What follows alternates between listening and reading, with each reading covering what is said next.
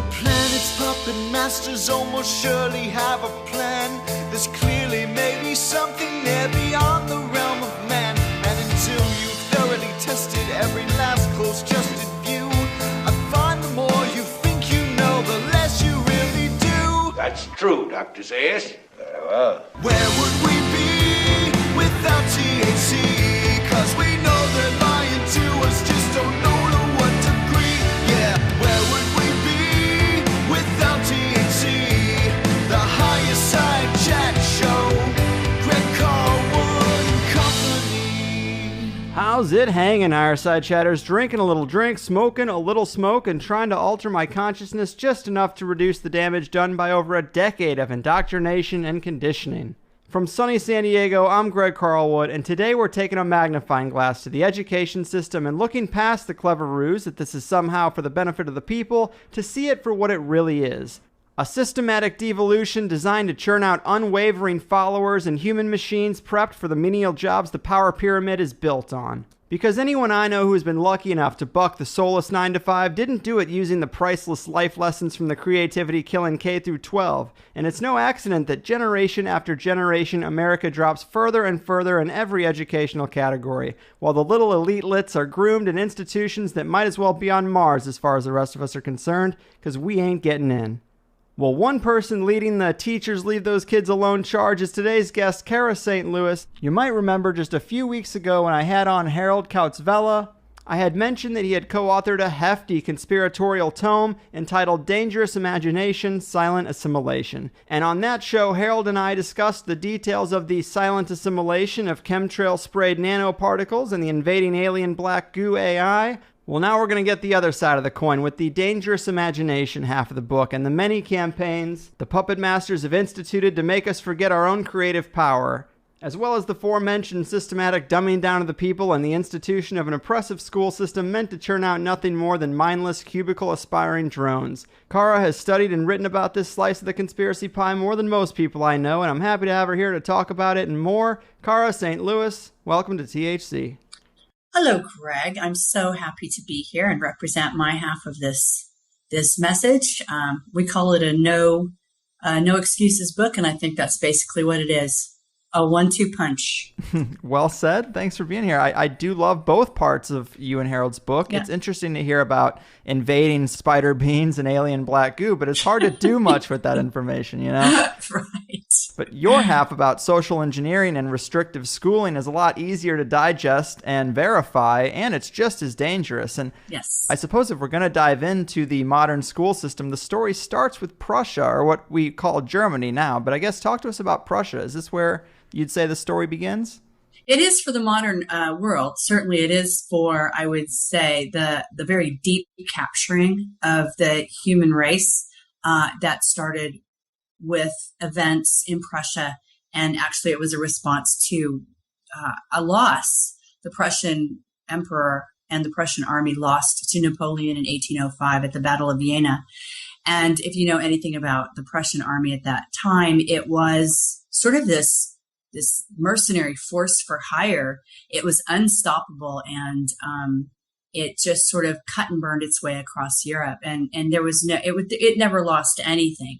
And so, in fact, it did lose to Napoleon in 1805, which was extremely embarrassing because Napoleon's army was rank amateurs and volunteers and all those sorts of things. And I think the reason that the Prussian army lost is because there was a change in the imagination of the typical Prussian soldier. There are a few things to know about that before, so that's a setup before we launch into how this education system came to be crafted and used. And first of all, you were far more likely, if you were a Prussian soldier in 1805, to die at the hands of your superior officer than you were at the hands of an enemy. That's how ruthless the hierarchy was in the Prussian army. Damn. That's the first thing that you need to know. The second thing that we really ought to mention is that it had been ramped up considerably, this army, with the last emperor that sort of devised and revised his standing army, and that would have been Frederick II. Now, a couple of things we should know about him, because they're interesting, and because we should know this about ourselves as human beings. Frederick was gay.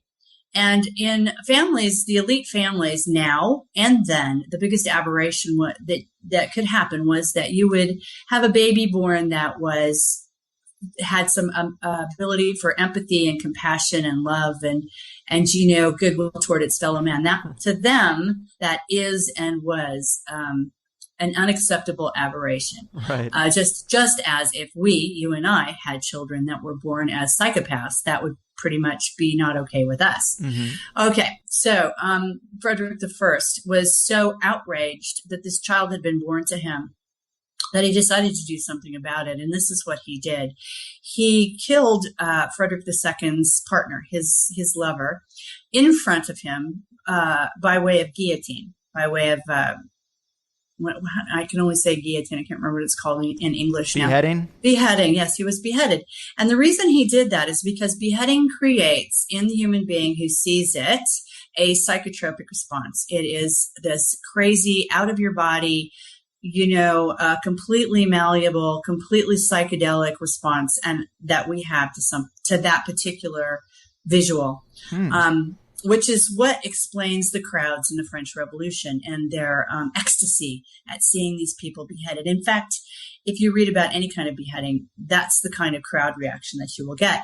And just as a sidebar, I always like to note when I talk about that we are also seeing guillotines show up in FEMA camps. We have been reading about that, remember? Mm-hmm. And wondering why. Well, this is something to know about a human reaction to a beheading, okay? We just have to sort of know that and park it somewhere and have that information. It breaks people. Yes, it breaks people, and it causes this weird euphoria thing, and then this onset of psychosis. Okay, so they would call it psychopathy. So in fact, that did work, and it worked rather well with Frederick II. And in the end, after this had occurred and he had sort of recovered from it, he was worse than any of them, and he took his army and he made it even that much more relentless and unstoppable and vicious and all of those things. So for him to lose to Napoleon at the Battle of Vienna was absolutely unacceptable. And the reason seems to be that some of the soldiers decided they didn't want to die and turned around and went home. Well, they could imagine not dying for their emperor. And so that had to be stopped. And so that is why this schooling system, which is really nothing more than an exercise in subjugation, was tried. And I say tried again, because it's really not the first time that this was floated. This goes all the way back to Plato, but I don't go all the way back there with it, because what I'm trying to do is bring the 20th century, because the 20th century, with the exception of this lead up of the Prussian education system, is hard enough to digest, and you don't want to overwhelm people. The farther back you go, the more likely people are to shut off and not hear you, because it just seems too big, and they can't do anything about it. And Plato, why are you talking to me about Plato? Oh my God, I can't do anything about Plato. So that's just the wrong tack to take when you're trying to disseminate something very general that people need to know, so that they can do something about their lives. And I will say then that going back to the Prussian education system, an education system was devised then that was meant to create an obedient servant of the state, someone who would die for their country. And frankly, we live in the United States. We have a relationship to that idea, don't we? Mm-hmm. The greatest good is to die for your nation. This is pure Prussian bullshit. Okay. Right. Can I say that on your show? Absolutely. Okay. All right. Because I need to know what my parameters are here. Okay. So, and in fact, that began to be put into use in Prussia in 1818. And that was only going to be a real problem if you happened to be a Prussian, and even then probably if you were a male. So, unfortunately, the French Minister of Education got a look at this, was absolutely elated, and took it back to France. So France implemented this form of education as well. Now, it ended up in the United States about 1850, right in there. And that is because Horace Mann, who was, by the way, not this great big saint of education that everybody thinks he is, but in fact was an attorney working for the railroad interests, went to Germany, got a whiff of this education system, thought, oh, this is fantastic. My employers are going to love this, because migrants were coming back into the United States who were standing up for their rights. And this is what this is what the industrialists simply could not have. So to have this education system come back into the United States was something that they very much desired. Now, it hit Massachusetts first, all right? And it took forever. It took forever to get a single solitary state to acknowledge or to go ahead and bring this in. And with Massachusetts, it was interesting because in Mass, they formed the very first board of education. It was privately funded by an industrialist. And of course, right? And they presented this idea of mandatory schooling, which we did not have. I mean, we had a very, very literate population. We had a tremendously literate population. Everyone read, and and people don't realize that. They don't know that anymore. Right. People read Spinoza. I mean, we were a literate bunch. We were not illiterate. Just look at the works of that time versus the works of today. That's right. We were not illiterate. However, they wanted to make schooling mandatory. They wanted to warehouse the 95% of us that they felt they needed to, that the 5% felt that they needed to control. So there were two things going on. They wanted the Prussian education system in place because it was exercise in subjugation, and they wanted to get the children because they were the most vulnerable, and they wanted to make it mandatory. They had to go to school. Anyway, the first board of education, the governor of Massachusetts kicked him right out of his office, said, "No, thank you. Here's your money back. We don't want this." But they kept trying, and finally, by one measly vote, and I would love to know who that was. One measly vote, they finally got the Board of Education reinstated in Massachusetts, and they pushed through this mandatory education system.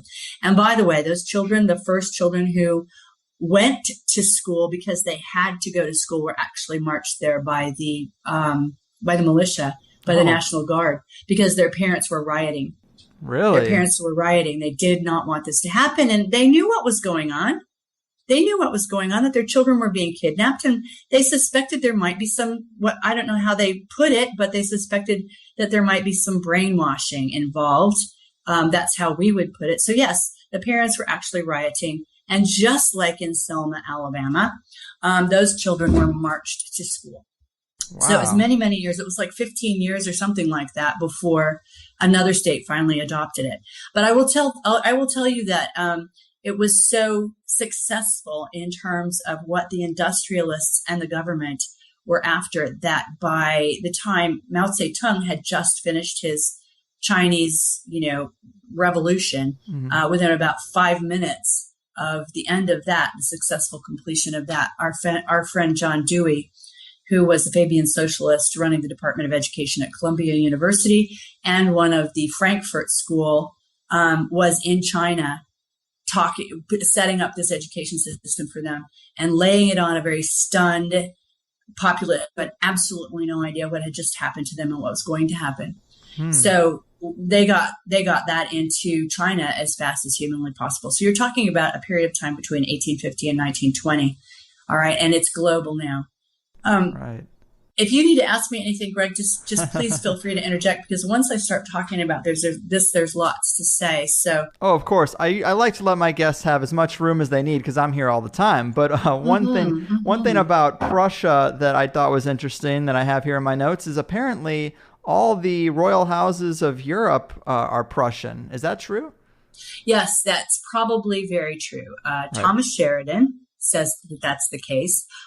Most of them are German, and they probably can be traced back to the original Prussian family. So now you're talking about some Prussian history that I find to be tremendously interesting. Right. Germany used to be a collection of tribal, and I don't really want any negative connotations associated with the word tribal, but it used to be 174, something along those lines, tribes, right. Feudal tribes that were doing just fine. If you've been to Germany, you know that it is a bountiful land. It is particularly well suited to support human life naturally. It's why everybody's always after control of Germany. Anyway, there was this collection of folks called the Teutonic Knights, and the Teutonic Knights in about the year 1100, 1000, 1100, right in there. I don't have the dates at my fingertips anymore, but I will be writing about that soon again. So anyway, they were sent from the Middle East. They were sent from the Knights Templar to go back to Germany and form this synthetic concoction that they then called Prussia. So Prussia has been in formation for a very, very long time with a very, very specific purpose. The thing that I think we should bear in mind when we're talking about the Middle East, the Knights Templar, and the Teutonic Knights is that there is some serious evidence from the Gnostic texts that indicate that there was a sort of cosmic infection, archontic infection that landed in the Middle East, which is not to say, this is not a judgment. I have a bit of a cold. You'll have to forgive me, but this is not a judgment about people who were living in the Middle East when this happened. It simply is what seems to have happened. And this, some people say, is what you can trace this psychopathy amongst our rulers back to, is this original infection that began in the Middle East and was spread. So the Teutonic Knights went and unified, for better or for worse, the German tribes that were living probably quite happily, and that became Prussia.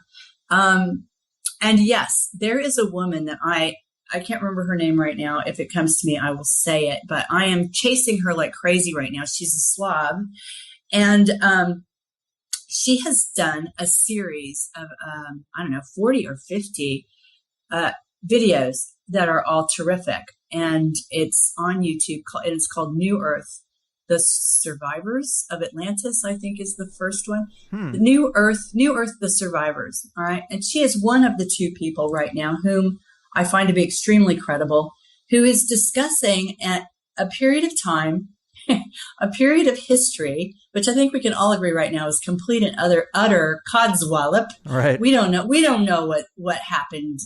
We just don't know anymore because it's all lies. Mm-hmm. However, this woman says 1,000 years was inserted into our history, and that in fact, it's really 1,015. Right now. I've heard that. You've heard that. Yes. I believe her too, based on her information. She makes a case over a period of about 40 videos. That's terrific. And I want to get a hold of her and interview her for the revamping of the book that I'm writing right now. But, anyway, yes. So that 1,000 years was inserted to justify the rulership of all of the houses, all of the imperial houses that are in power right now, and that they're all Prussian. And then there's another fellow, a German fellow, who's done apparently impeccable academic work that actually does prove that there were a couple of Jesuits. Oh, there they are again. There were a couple of Jesuits who sat down in about 1400 and rewrote history. Everything from 1400 back is complete and total bullshit. And that in 1400 was the first time anybody used the term AD, Anno Domini. It just didn't exist before then. So there's all kinds of real, good, solid, traceable evidence that it isn't just that our history has been monkeyed with in terms of, they say the victors rewrite history. I think that's too small a way to describe it. I think that we have been absolutely, completely bollocksed here. But I always say that, I say that now anyway. I mean, Greg, that's one of my things anymore. If you're following the interviews that I've been doing in the last couple of months, since Harold and I did the micro conference for Miles in June sometime, I really want us to adopt a position of radical thinking. Radical thinking, stop believing anything. Just stop believing anything. Question everything. And I mean everything. I go all the way to the question of how is it that life sustains itself, Greg? How is it that human beings sustain themselves? You know what? I think this whole life feeds on life thing is a big con to create suffering, misery, blood sacrifices, and spiritual energy harvesting, one animal to the next. We don't need that. We don't need that to survive. Come on, man. And I think that I know I'm getting a little bit off the track here, and I know you'll pull me back on, but I just want to say while I'm thinking about it that There was a professor at the University of Saarbrücken who proved categorically that when we ingest, we process, that's the best way to put it, we process something like 25,000 units of energy each and every day. Each and every one of us comes into us, through us, and out of us in the form of photons, in the form of light energy. Now, how come? What is that? Obviously, there are people who say the human body is a filter. I say that's probably true, but the human body is also the translator between the morphogenic field via the imagination and all of that. Mm-hmm. And I would suspect that this is how we originally sustained ourselves, that the addition of, and I'm not advocating that you abandon your belief system, because we are in the middle of a very, very real and strong and cruel belief system, but this whole food thing, I don't know. Was it always that way, Greg? It's a curious thing. I mean, there is a movie out there called Eat the Sun, which is fairly interesting. I mean, I don't know how much stock I put in it, but yeah, you got to question everything because there's been so much manipulation. So everything has to be picked apart. And so to bring this back to education a little bit, one of the things that I've heard you break down that I really like, and I think it really categorically shows what they were trying to put in place when they put in the American school system. This guy, Professor Alexander Inglis, I guess he wrote in 1918, he wrote a book called Principles of Secondary Education, and he outlined 6 functions. Can you break that down for us? He did. I don't have my book right in front of me, but I will tell you that. Now, let me think about this because... Okay, hold on. I'll take this from my notes, and I'm copying it into the Skype chat, so you will have it. All right. Oh, do I have it? Okay, hang on. Let me see. Yeah. Oh, I know who it was. Wasn't it Thomas Jefferson? Yeah, let's start with Jefferson, and then I'll go to this. Sure, okay, sure. I can't remember. Okay, so Thomas Jefferson had issued his idea of what education was supposed to be. And I don't have that right in front of me, but I will tell you that his idea of education was learning to stand up for your rights, okay, being a sovereign individual, being able to say yes to things, to no to things, and to being able to defend your freedom. This was learning this was his idea of education and what learning was all about.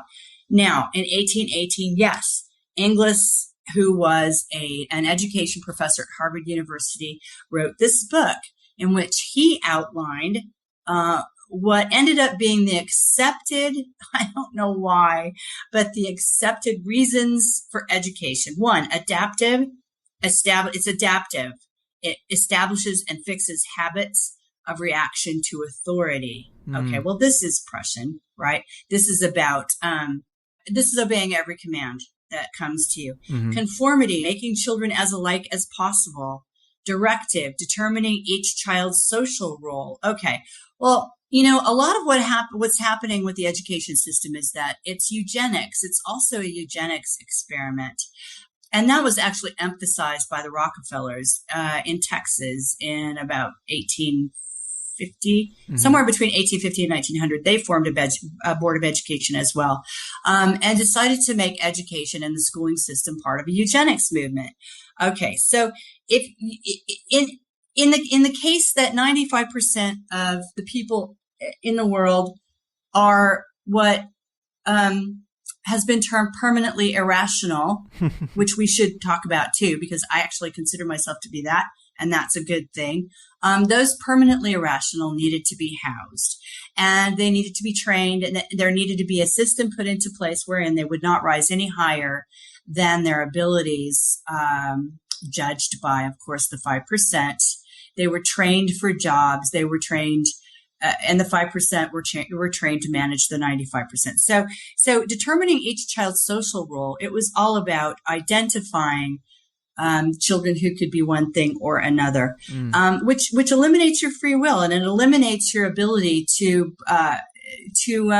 fulfill your destiny, whatever that may be. Okay.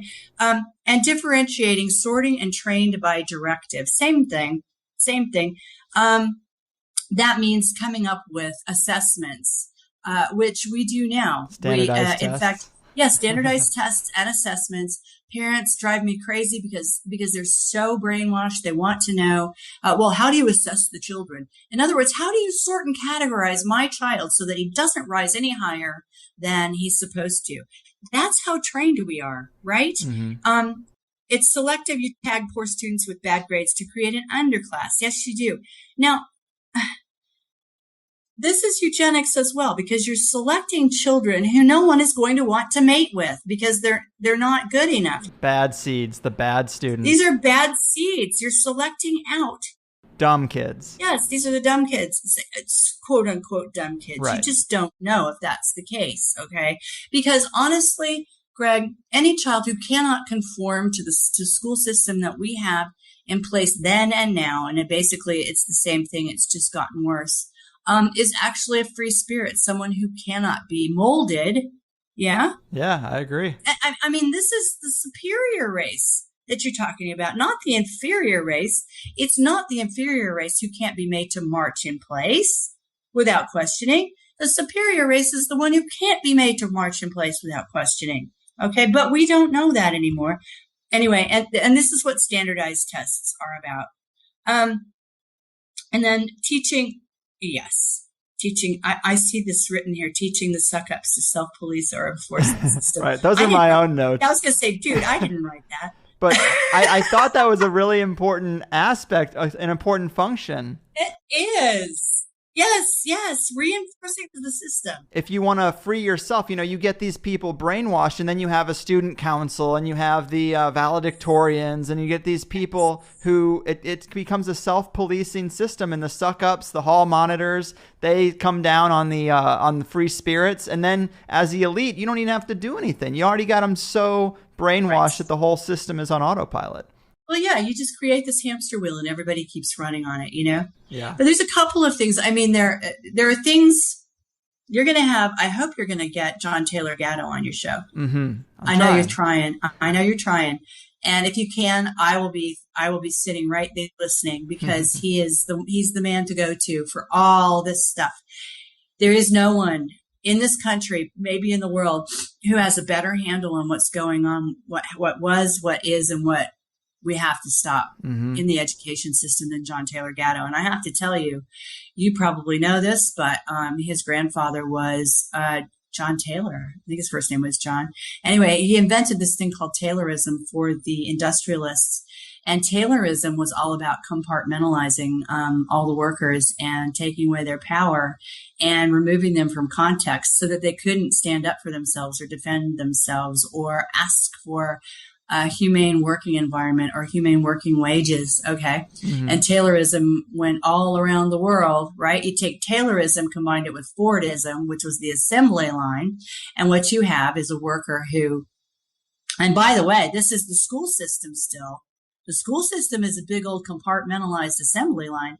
Don't think it isn't, because it is. Taylorism was taken into the schools, and so was Fordism. And so was Pavlov's, operant conditioning. Right. For people who don't know about Pavlov's thing, he trained dogs to come get water at the sound of a whistle. And then after a while, he'd take the water away, he'd blow the whistle, and their mouths would salivate because they'd now been trained to associate drinking water with that whistle. And that is kind of where we adopted the bells in school, it seems. It is, absolutely. It's operant conditioning. We change classes to the ringing of a bell, and that's Pavlovian.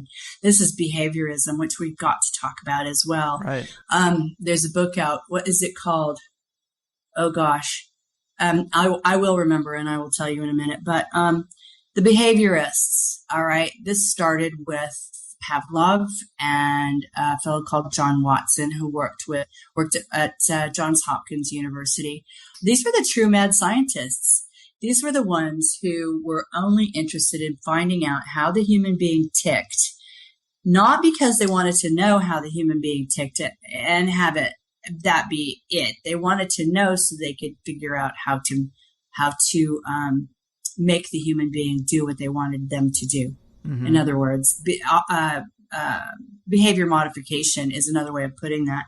I mean, if you're old enough, you remember all of the behavior modification. It was all the rage in the 70s and the 80s. People were really into that in terms of what they thought was mental health healing. But, Pavlov began it, and Pavlov's techniques were brought into the schools. Pavlov's techniques for operant conditioning were brought into the workplace. John Watson, he he made a career out of learning how to make babies fear things. Okay. Wow. That was his thing. You know, we're not really born afraid of anything, but we are born with a capacity to be it's very easy to make a baby afraid of something, a human afraid of something when they're a baby. And so what he did was take babies at Johns Hopkins University and try to figure out how to make them afraid of things. Whether it was, I think the most famous experiment he did was there was a rabbit. There was a baby, one of the nurses at the hospital, volunteered her child for some reason. And there was a baby, a laughing, happy baby. I think they called him Baby Albert. And Watson let him play with this really soft, furry bunny and wasn't that great. And everything was wonderful. But then he started making a really seriously loud, crashing, sudden noise behind the baby's head every time the rabbit appeared. And it didn't take very long before the baby started to cry every time the rabbit showed up. Huh. That's how easy it is. But and so he worked on this for a very long time. And this was picked up by people at the Tavistock Institute. This was picked up by people at the Frankfurt School, which we will get into as well. And used. I mean, this is traumatology, the very, very beginning of traumatology. So, by the way, John Watson ended his career on Madison Avenue. He ended his career with an office in the penthouse or something of a massive, major advertising company. No one knew more about the human being at the point of purchase than John Watson. And he started out by scaring babies at Johns Hopkins University. Wow. Anyway, these are the behaviorists. And then it goes all the way up to B.F. Skinner, you know. B.F. Skinner, by the time we got there, the behaviorists had spent a lot of time defining what it was to be human or to be alive, What is life? What isn't life? Okay. And I believe they took a page from the studies of plants, which are very reactive in terms of turning to the light, turning away from this and towards something good and away from something bad.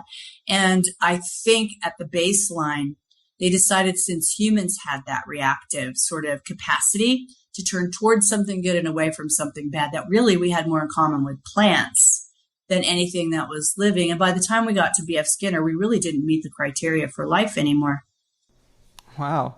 This stuff is super fascinating. And one little thing I did get out of your book that I thought was a brilliant point is why in school do we have all the kids get up at the ring of the bell and go from classroom to classroom rather than the teachers? The teachers would be so much more efficient at rotating around the school. And also kids are, they have too much energy. They're not paying attention. They get distracted. It's a pain in the ass to move all the kids from room to room, but they do it because it's hurting kids. It's getting them in a pattern, and it's conditioning. It really is. And it makes so much sense from that standpoint. Right. It is conditioning. It also creates a very controlled and parenthetical attention span. You pay attention from this end of the parentheses to that end of the parentheses. Then there's a ringing of a bell, and you go someplace else. It also means that the teacher, it reinforces the teacher as an authority figure, which isn't necessarily bad, but it doesn't make any sense to herd these children through chaos. If you remember being in school and being in the halls of your secondary school or your high school or your junior high, that's just chaos. Right. There's nothing orderly about the transition from one class to the next. Mm-hmm. It's just a bunch of chaos, ringing the bell again. And that's, be quiet now, sit down, listen to the authority, and then ring the bell, get up, play bumper cars in the hallway, go to your next class, ring the bell, sit down. That's just classic operant conditioning. Absolutely. Yeah. And you mentioned Henry Ford, and I do specifically remember learning about the big crowning achievement of Henry Ford with the assembly line in school. And I remember even setting up a mock assembly line in class and being told how great a system it was. And I do remember thinking, this doesn't sound right. Who wants to do this for a living? It's not a great system. And you know what? Henry Ford said flat out, he was not stupid enough to fall for that kind of stuff, but the masses were. Okay. Mm-hmm. He said he never would have fallen for anything like that, but definitely the masses of the workers would do it.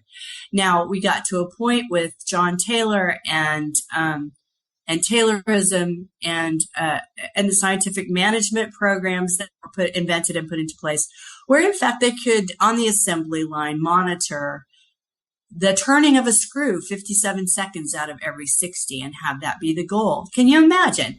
This is for a human being. This is the goal for a human being. Talk about not having any context. Mm-hmm. And they took the context away from people as a result of an interesting set of folks who were throwing their weight around a little bit and trying to change lives and demand their rights. And it used to be, if you know anybody, I don't know if they have them anymore, but my brother was a machinist. There used to be this wonderful craftsman called a machinist. And a machinist was kind of magic. A machinist could make anything and solve any problem and was very often given a contextual problem to solve mechanically. Yeah. Mm-hmm.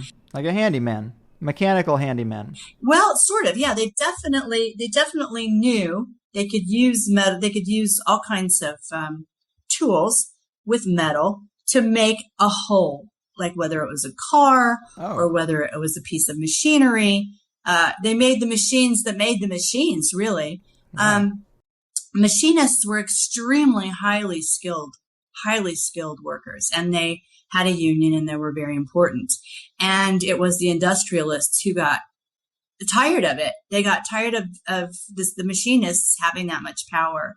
And so that's one of the reasons that they were interested in bringing over the Prussian schooling system, it goes all the way back. The Prussian schooling system, mandatory schooling, Taylorism, scientific management, taking people out of context and instead of having this sort of craftsman, this guildsman who could make anything, you had, that was reduced to someone turning the same screw into the same hole 57 seconds out of every 60. So that is that's what happened.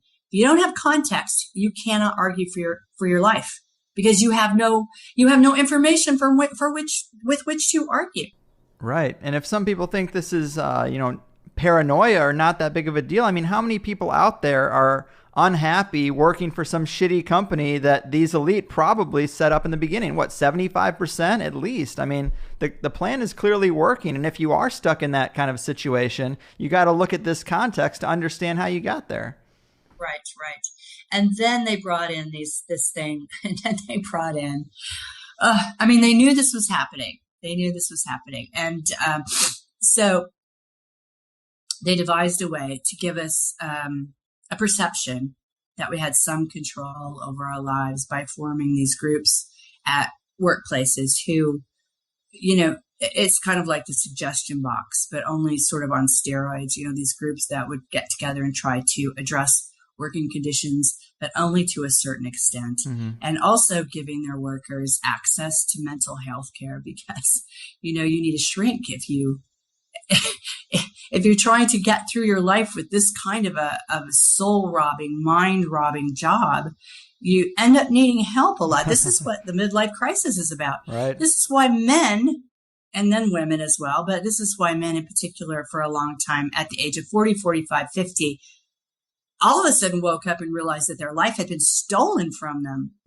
And Of course they were upset, Mm-hmm. And we reduce it to something silly and tell them to go buy a motorcycle. Exactly. They had no recourse. They couldn't get their lives back, and they really were too brainwashed to break it down and find out what happened to them, because we are taught that everything that comes our way as we go through the course of our lifetime in the 20th century is the way it's supposed to be. And if we have a problem with that, there's something wrong with us. Right.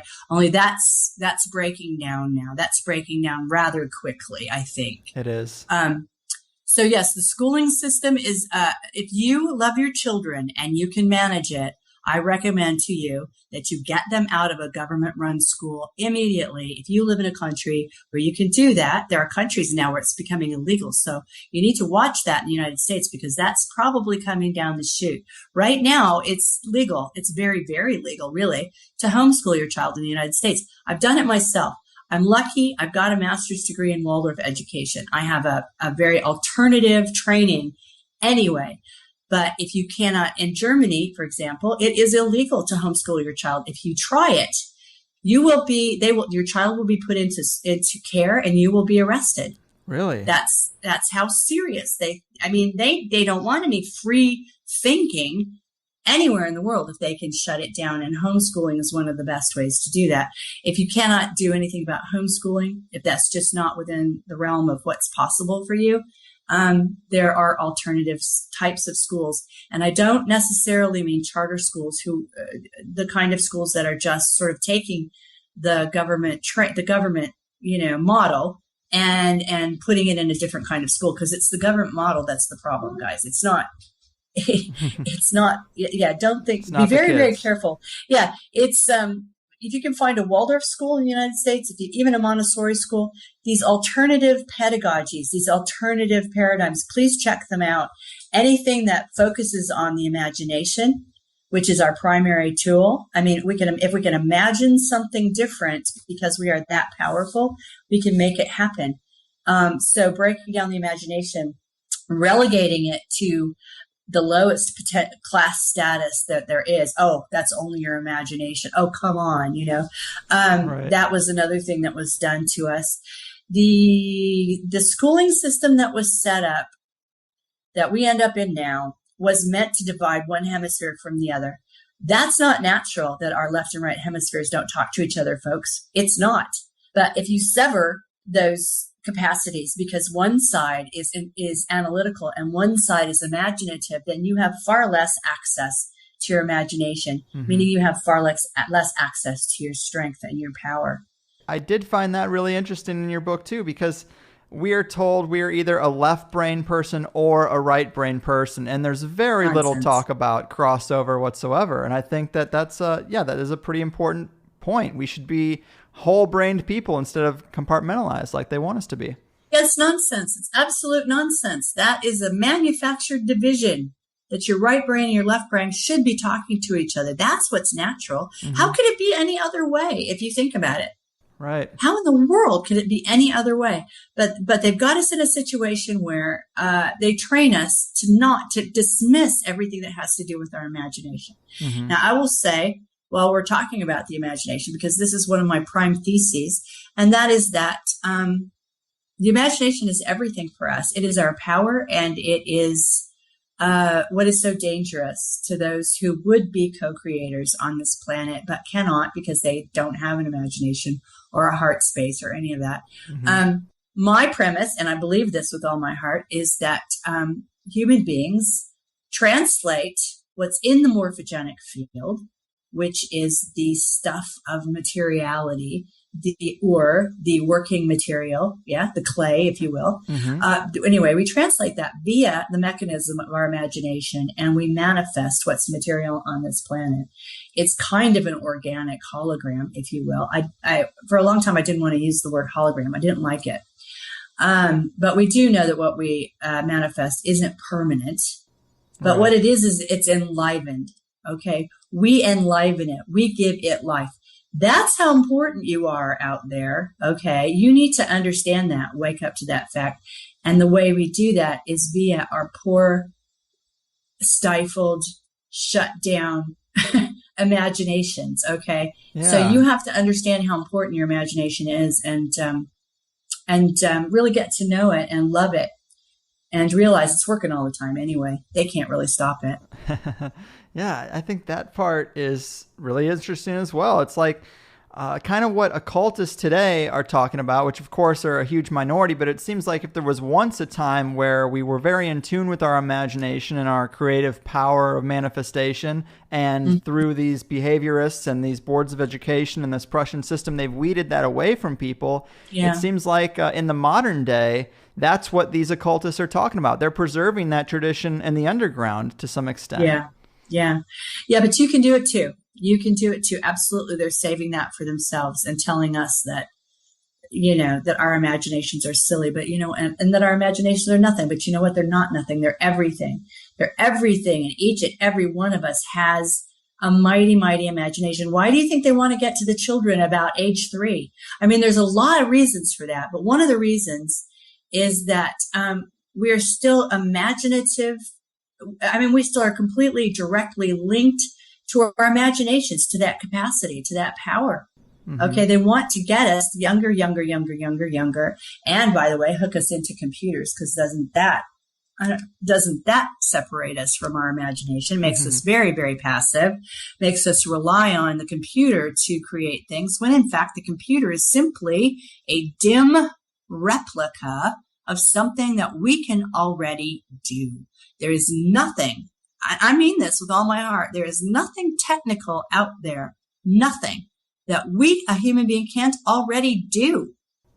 But there's an artificial intelligence. Does this sound familiar? There's an artificial intelligence that would like to be a co-creator. And anytime you find a synthetic fake biology, like a computer or a clone or something along those lines, then you're talking about something that has no life.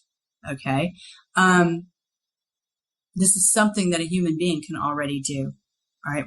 We don't believe that about ourselves anymore. We've been taught not to believe it. Right. This is actually something that one of my professors in teacher training taught me, that the computer is simply a dim, and even as powerful as you think it is, it's still a dim replica of the human brain. We can already do this stuff. We don't even need telephones. We don't. I mean, that is interesting. And like you said, a lot of people don't believe this about themselves. So for people who are in denial or are skeptical about the power of this imagination, how can we strengthen or regain the manifestation ability? Yeah. Well, okay. You just said it yourself. We're always manifesting. We're always manifesting. That's a tough one. That's a tough one, because you really have to give yourself permission to accept the mighty power that you have, right? I think that the baby steps are the only way to go. The first thing you should do is get yourself and your children away from okay. First of all, you have to get yourself away from the things that are distracting you and keeping you vibrating on a frequency that's unnatural. Okay. When you're not vibrating on a frequency that's unnatural, you'll be able to locate eventually, probably sooner than you think, the frequency around you that is natural. Not that we're not surrounded by demonic, frequencies all the time. We are. And that's on purpose. That's absolutely on purpose. But my suggestions to you, if you can only do two things to get yourself in touch with your imagination, because, okay, here's what you need to do. First of all, throw your TV out of your house. Just get rid of it. Okay. That TV, that television, it's not redeemable. It was never invented there was no purpose that it was for which it was invented that would make it redeeming now. It was invented to mind control you. That's why they call it programming. Okay. And the vibration at which it hits you is seducing you into a coma. All right. Number one. Number two, I have read that if you ever have anybody from the intelligence service come into your house to question you, do you know what the first thing they do is? No. They turn off the television. If the television is on in your house, they turn it off. Now, what does that tell you? Weird. Lots of things, I think. Okay. So turn off your TV. That's number one. Number two, get your children and yourselves out of traditional schooling systems. All right. Those are the two first things that you need to do. That will clear a lot of space for you to hear what's going on inside your head. And all of us are familiar with this self-talk that goes on. All right. That's you talking to your higher self, talking to your material self.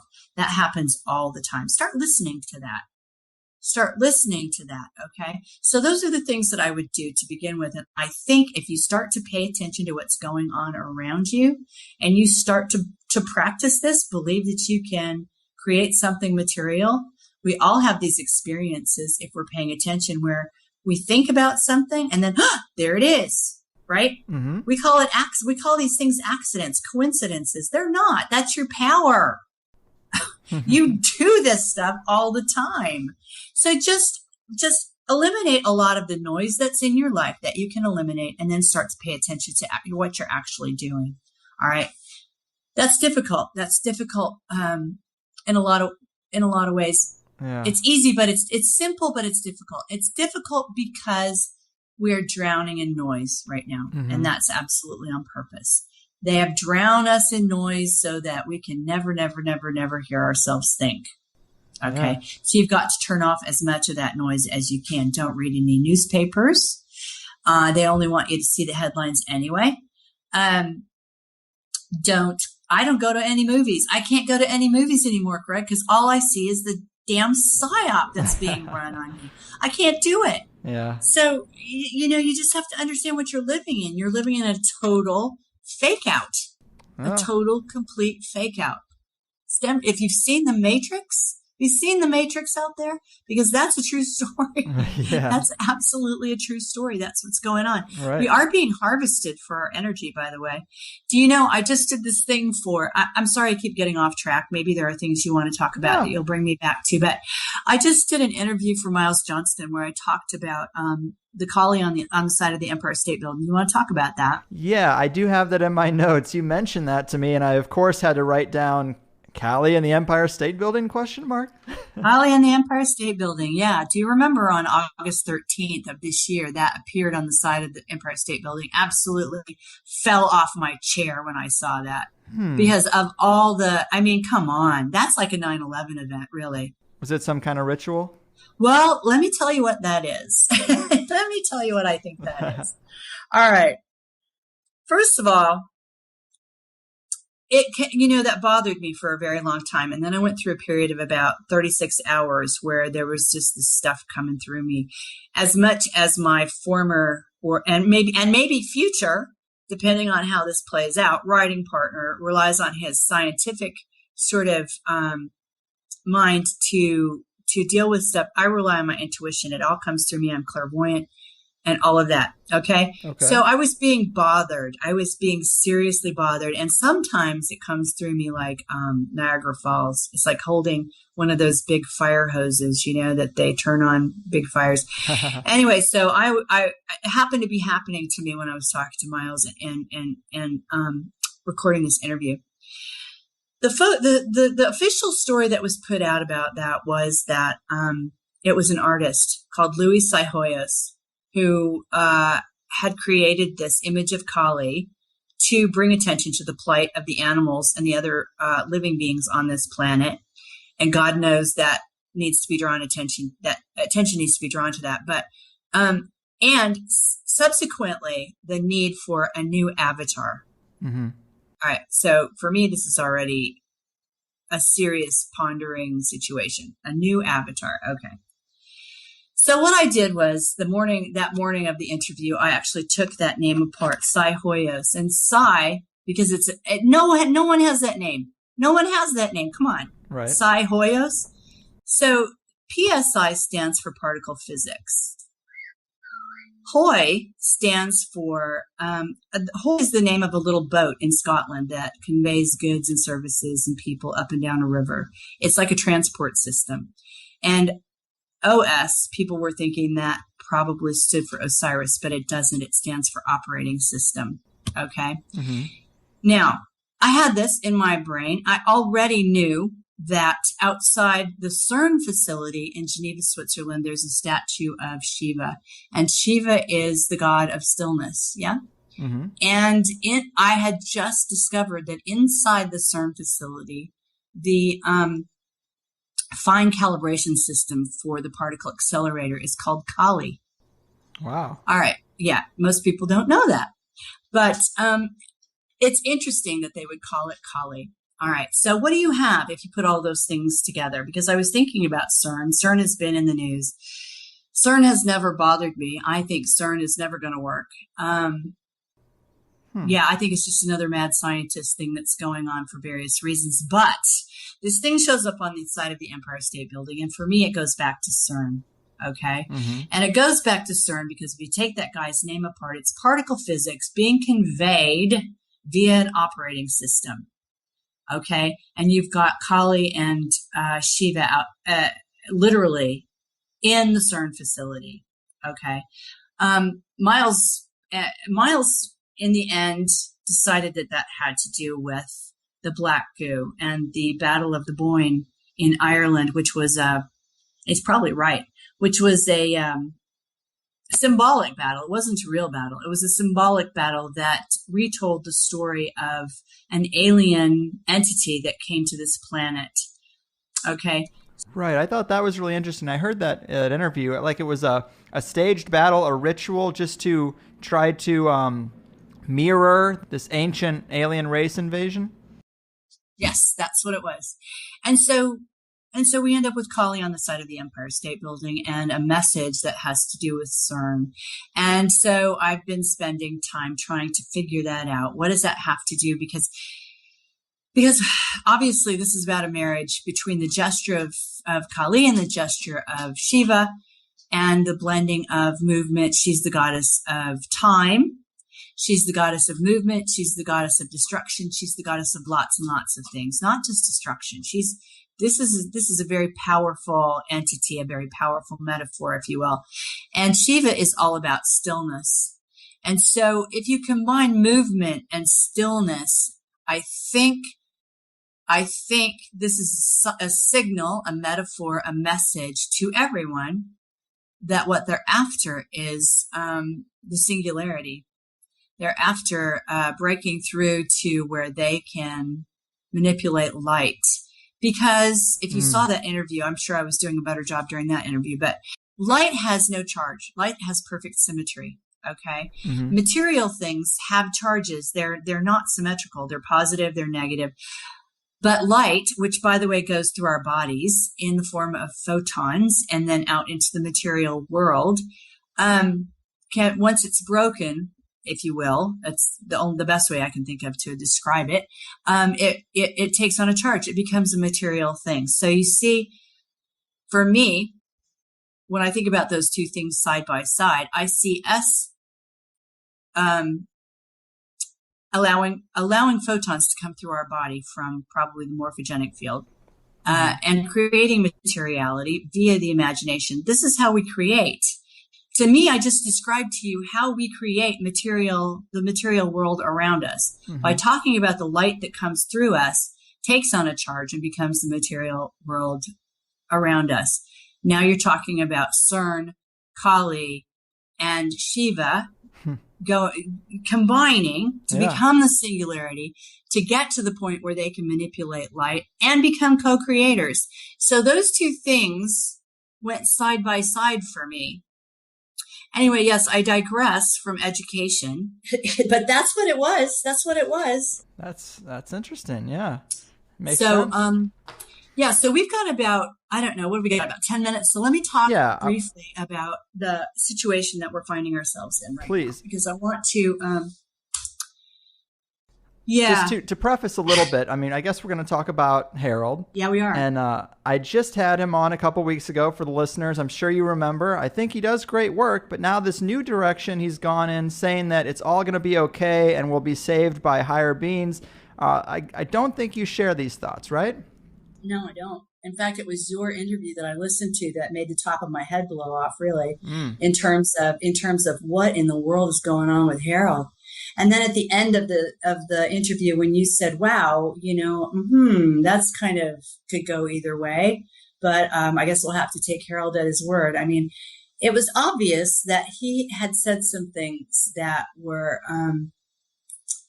dangerous, really, that were unnerving, that were red flags, that were just not okay. He did not warn me that he was going to do this kind of stuff. He just did it. And I really think, well, there's a couple things going on. The reason that this happened is global. Harold in his mind, however much of his mind is actually still being controlled by Harold, which I, at this point, don't think is a lot. Probably didn't realize that it was he doesn't realize information is very global and instant. I know that he put out okay, here's how I started to find out about it. I listened to your interview, and then it was that day or the next day I got a text from Miles Johnston asking if we would be interested in doing some conferences in Ireland. And then the next day I got another message from Miles saying that Harold had released something in German about the X factor or X stream or X something, X beam. I don't know. It was in German, so I didn't understand it. Well, Wave X. Yeah, he talked about that briefly. Wave X. Yeah. Well, in that particular video, he had really slagged off England and a lot of the people who interviewed him, and just really done some nasty things. Then he translated that into English, but those particular parts, of course, were left out. They're not realizing, of course, that there are many people involved in this a movement that speak many languages, so that just wasn't going to stay hidden for very long. And so then the flames started to rise, and the fact of the matter is the man is saying that he's possessed. The man is saying that he's possessed by some entity that he calls the elderer. The elderer. Now, I don't really care who they are. They're not, we're not looking for a savior. We're not looking for a new avatar. This, in my opinion, this is not good. Mm-hmm. This is not good. This is bad. All right. It almost undoes the work that he's been talking about for so long by yes, saying, here's all the details, but don't worry about it. But that's the point, see? That's the whole point. It does undo the work that he's been doing. Now, that really is the whole point. He and I were just really getting the English-speaking world to open up to what we were trying to say. Really worked. I've told you, and I've told a lot of people, I personally worked on it for 4 years. Harold and I have worked on it for a couple of years. And we were getting invitations to go speak in Australia, finally getting a voice in Australia. That was so hard. Getting invitations to come and speak in the United States, which actually I found rather scary, but we were going to go do it. And these things were just coming in. And then all of a sudden, Harold throws a grenade into the middle of the whole thing, and does a 180 about everything and says, no, we've already lost. Evil has won. We just need to give up and accept it and move on. But there are some entities here that can help us. Oh my gosh. I'm sorry, but I can't tell you how bad and evil and wrong that feels to me. Mm-hmm. And to come out of Harold, So you think he's been compromised? Well, I know he's been compromised. There's no way he hasn't been compromised. And he will tell you himself that it's happened to him before. He's been possessed before. It's happened before. If you look through his previous interviews, I'm sure he's talked about it because he talks about anything. All right. But, he has weak spots. He has weak spots just like we all do. And the fact of the matter is nothing can possess you without an invitation from the host. That's the way it is. That's the law of magic. So, I don't know what's going on with Harold. I have, the only real message, well, I got a couple of messages from him when I first emailed him and said, what exactly is going on? We're being, everything's fallen apart within minutes here because you've done this 180. He said, his response to me was that he was embarrassed by my need for the attention. Now, I'm sorry, but that sounds like a demonic entity talking to me. Mm-hmm. It just does, because it couldn't have been further from what I was trying to find out from him. So I stopped trying to talk to him because that's just nonsense. That's like talking to a demon. Okay. And then the next thing I know, he's issued this video, with my name in the title, to Cara St. Louis and those who think I've been taken. I actually haven't listened to it. Oh, I haven't listened to it because I have to stay at 0 point about this. I have to stay neutral. I cannot get emotional about this. Wow. Do you see what I'm saying? I do. Because I have to go forward. And if I get emotional about it or get sucked into any of the drama, then I'm at risk. Mm-hmm. And I can't be at risk. I just have to let it go. Yeah. Now, I did want to talk about it because I wanted people,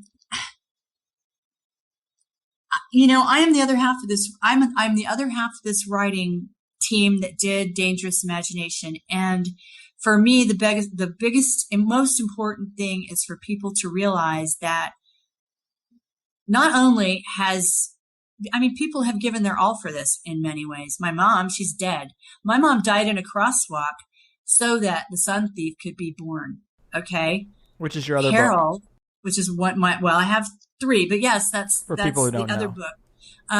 The Sun Thief is about all kinds of things. But yes, my mother died so that that book could be born. Harold, in my opinion, is now a shell with something talking through him.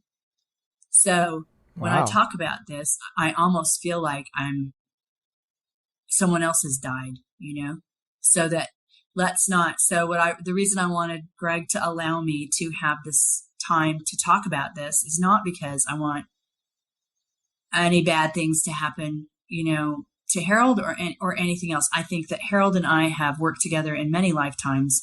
I think sometimes we've been on the same side and sometimes we've been on opposite sides.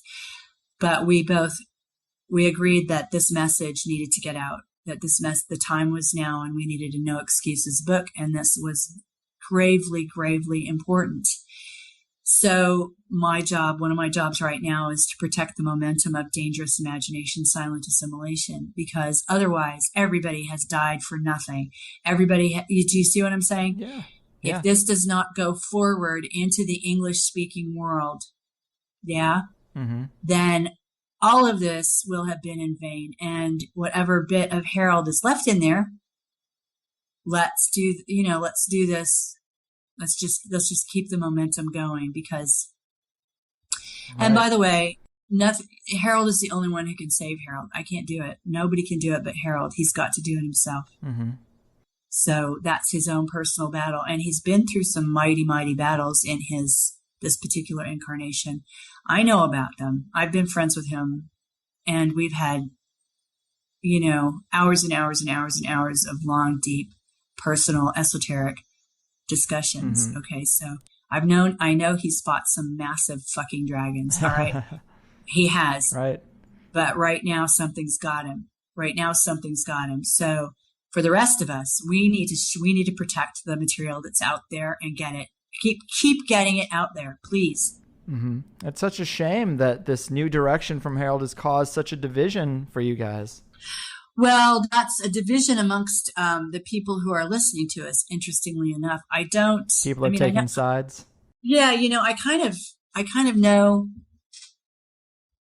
where. I don't want to say I know where Harold's at because there's something in Harold, but it isn't.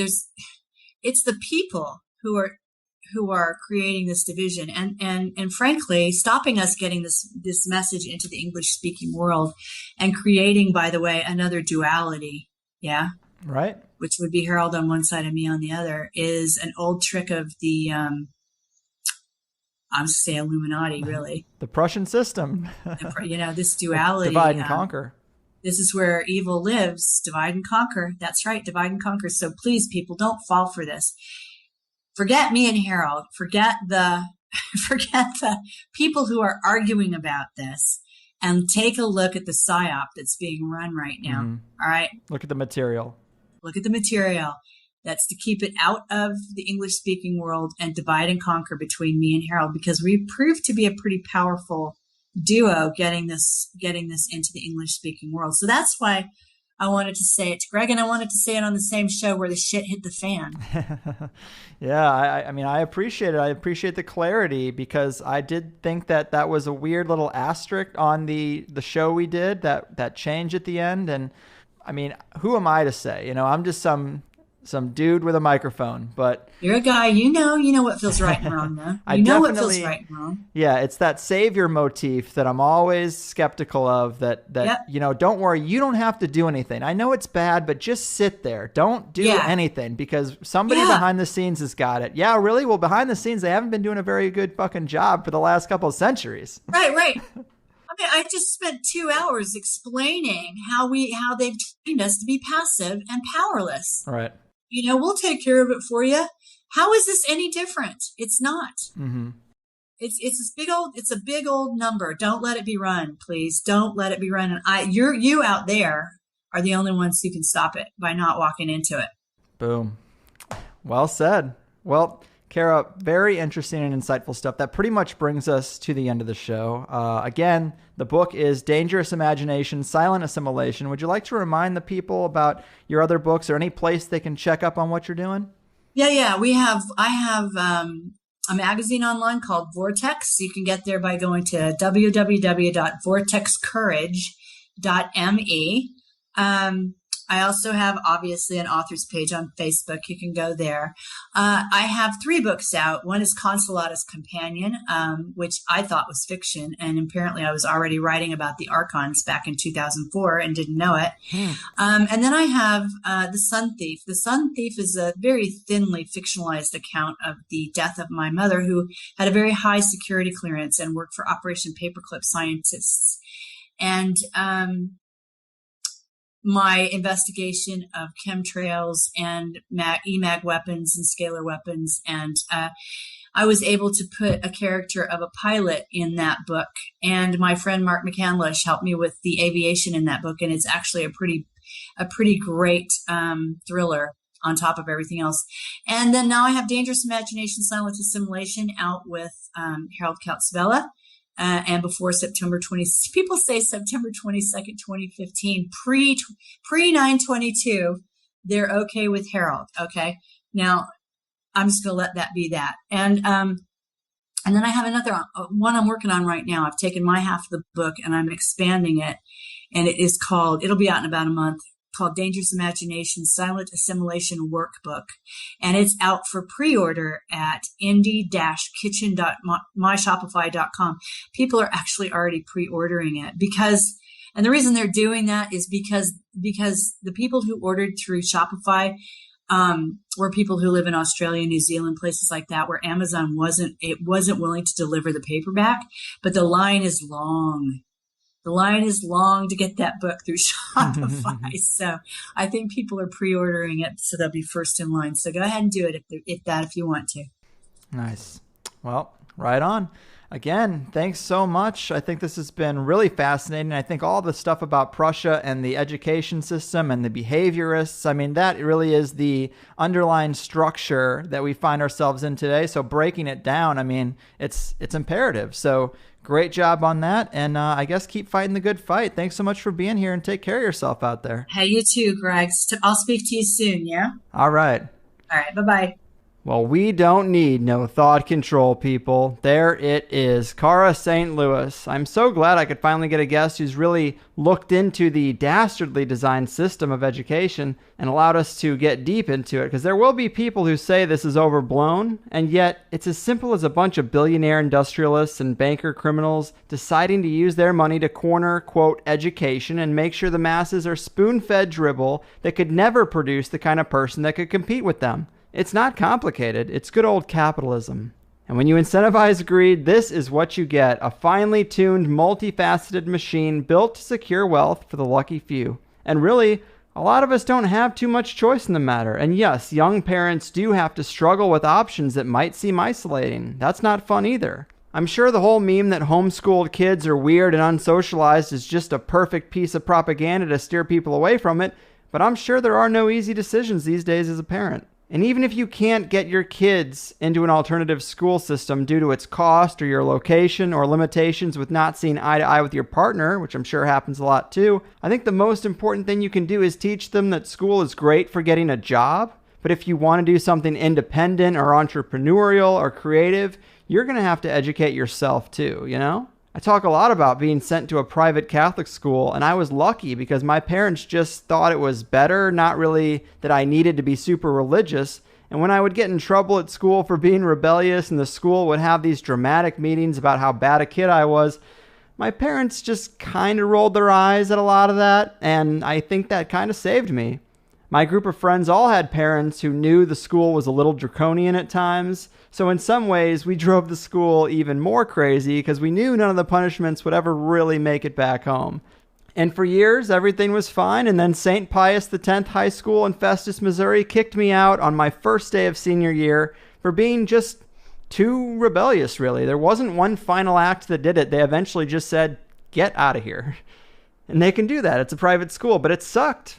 Senior year, I've been in school with a lot of my friends since kindergarten. And to have that ripped away and be thrown into the mix at a public school with a bunch of strangers my last year, it was not an easy transition. But when I got to public school my senior year, wow, was that different. It was a teenage daycare compared to the crazy school I was coming from. I had so many, quote, credits, even with the religion classes not counting, that 4 of my 8 classes senior year were study halls, literally just sitting there. That's public school sometimes, or at least in my experience, just holding you like a job does. I'm so lucky to have made this gig work, and I do get a ton of emails from listeners who have been inspired by watching me do this and a day job for so long, and finally being able to transition to just this.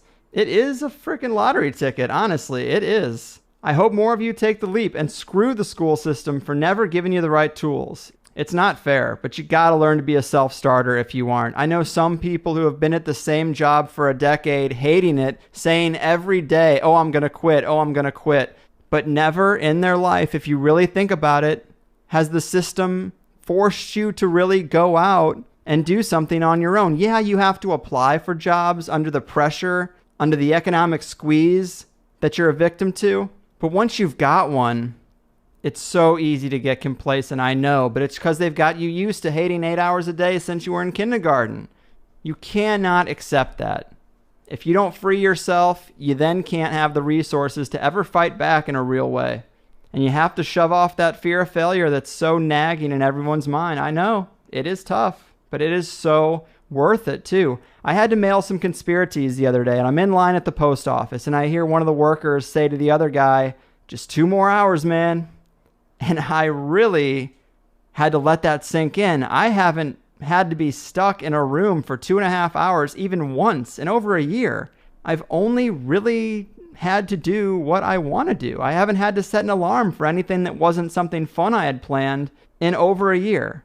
And I'm not trying to brag about this, but I had so many teachers trying to break me. Honestly, every freaking year. And I always felt like I was somehow right to fight it. And it's not something that I really talk about on the show. This is kind of ego service, but it's related to the topic, and it feels good to vent about. Of course, I did spend a decade lost wandering the desert of retail management. What a hellhole that was. But I did what I had to do, and I was never of the mindset that I was going to stop, that was going to be it. I knew that was not a long-term solution. If you're not happy today, guys, it's not a long-term solution. And if you can't do it for yourself, or maybe if you already have, pay it forward. If there's a kid in your life, your own kid or a niece or nephew, or if you're a teacher, try to inspire and guide them away from complete indoctrination. Foster the creativity. Don't come down too hard on an independent kid. I wish one person had ever pulled me aside and said, dude, you're dealing with a bunch of ignorant, draconian, God-fearing, guilt-ridden, angry women in the middle of nowhere, Missouri. They hate everything about their sad situation, and they're taking it out on you.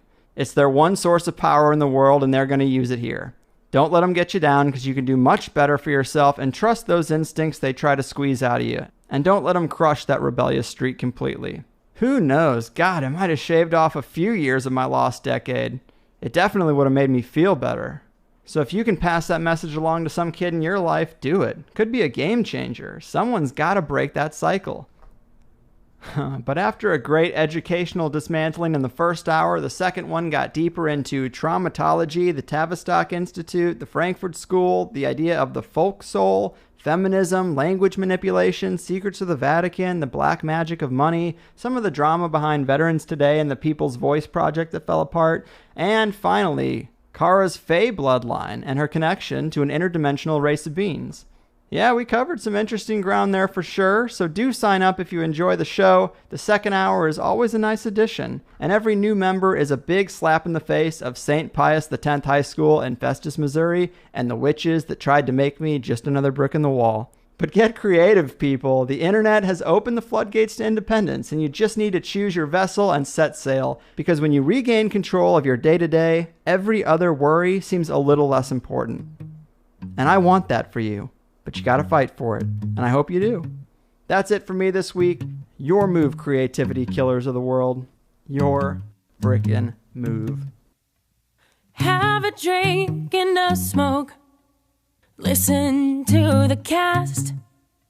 We shine a shiny spotlight.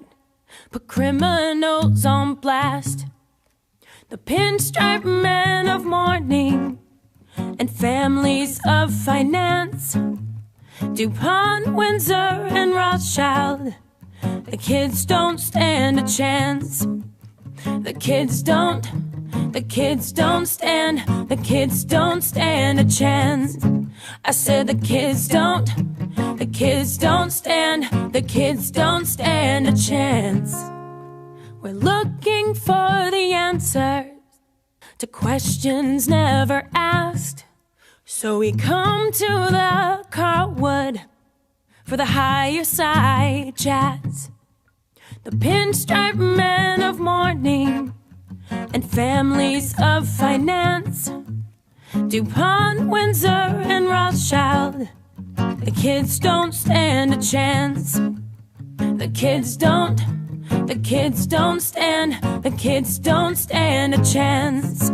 I said the kids don't stand a chance.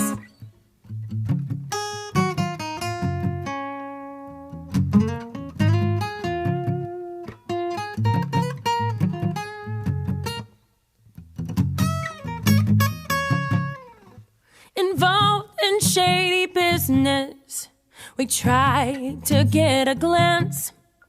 We're working on the numbers. Resistance must advance. The pinstripe men of mourning and families of finance. DuPont, Windsor, and Rothschild. The kids don't stand a chance. The kids don't stand a chance. I said the kids don't stand a chance. The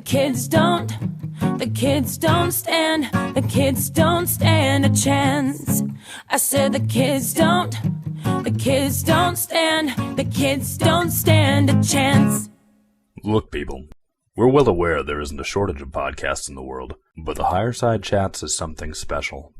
And if you enjoyed the first action-packed power hour of speculation and education in today's show, know that you can listen to a second hour by becoming a member of THC+. For $5, you'll get 5 uninterrupted 2-hour episodes a month, a members forum, occasional bonus content, free downloads of THC's closing music, a private RSS feed, and the extra time in your day that wasn't wasted listening to unrelated ads. It's probably less than the tip for your last meal, and it's the collective power of small contributions that ensures the Carlwood can dedicate the necessary time to making great shows and provide the finely tuned first hour for everyone else. So just sign up at thehighersidechatsplus.com, read through the frequently asked questions page for information on the best ways to listen on your devices, and enjoy the ride. And since our humble host never wastes your time reading copy for NatureBox or Audacity, maybe you have an extra minute to share the show, review us on iTunes, follow THC on Facebook and Twitter, or help with any of the other half a dozen annoying things that must be done for a podcast to stay on top in this dog-eat-dog world.